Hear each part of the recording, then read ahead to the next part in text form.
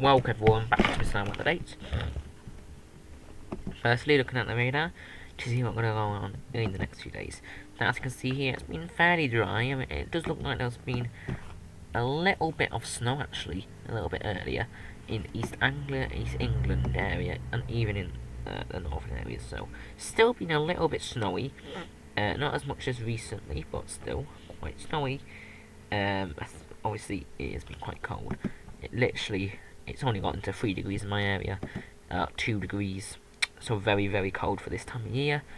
All of the areas are in the blues. Now, that, along with the weather warnings that we covered up yesterday, remember for ice as well. So there's a new one here, I think, about ice. I don't think we looked at this one yet. There's another one for, I don't really remember actually.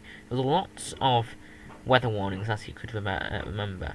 So I'm just going to go through them really quickly. But there are 2 new weather warnings for the weekend, which we're going to cover. Otherwise, snow and ice warnings for Scotland, Northern Ireland, and Eastern England for a lot of areas, actually. As you can see here. But we're going to go into these 2 weather warnings because I want to get through these. So firstly, we have yellow for rain and snow on Saturday. So yeah, again, yellow warning for rain and snow. This is going to be until 4 on Saturday till 9 on Sunday. Heavy snow on Saturday, then turning back to heavy rain on Saturday night. This may cause some disruption. So power cuts may occur. A slight chance of rural communities may be cut off. Damage or flood to buildings. Again, it could be quite substantial if there's going to be heavy snowfall at first, with obviously sleet as well, and then turning with terrain. It could definitely be quite a lot of precipitation. Where flooding occurs, there is a slight chance of delays. Cancellations to buses and services, spring flooding leading to difficult driving conditions, flooding, fast flow water, delays on roads as well. So, outbreaks of rain will spread northeastwards on Saturday. This will be preceded by a spell of snow across northern England and Scotland. Now, snow is mostly going to be in higher elevations. There's still a chance of period snow into low levels, into just around 5 to 10 centimetres accumulating. Obviously, this is not going to last. The rain's going to all wash it into slush, unfortunately. So, temporary snow accumulation of 10 to 20 centimetres above high ground. We could even see 20 to 40 millimetres across 300 metres.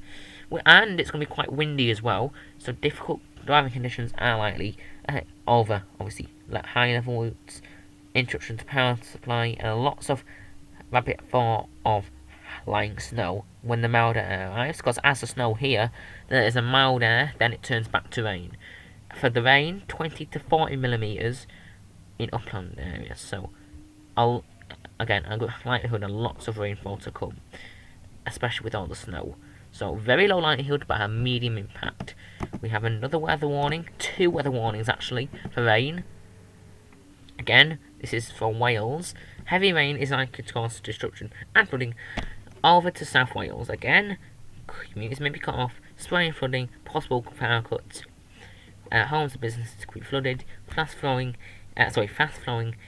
or deep flood water possible, causing a danger of the life, and delays and cancellations to bus and train services. So there's an area of low pressure expected to fall, spring delay of prolonged and heavy rainfall in this area.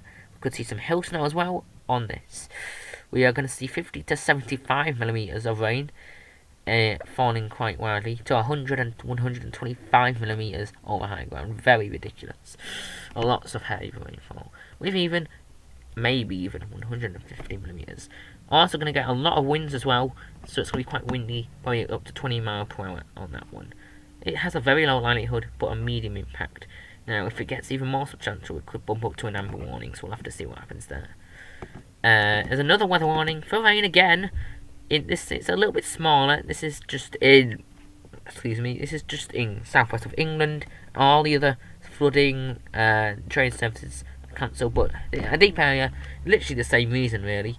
But 50 to 75 millimetres to 100 to 125 millimetres.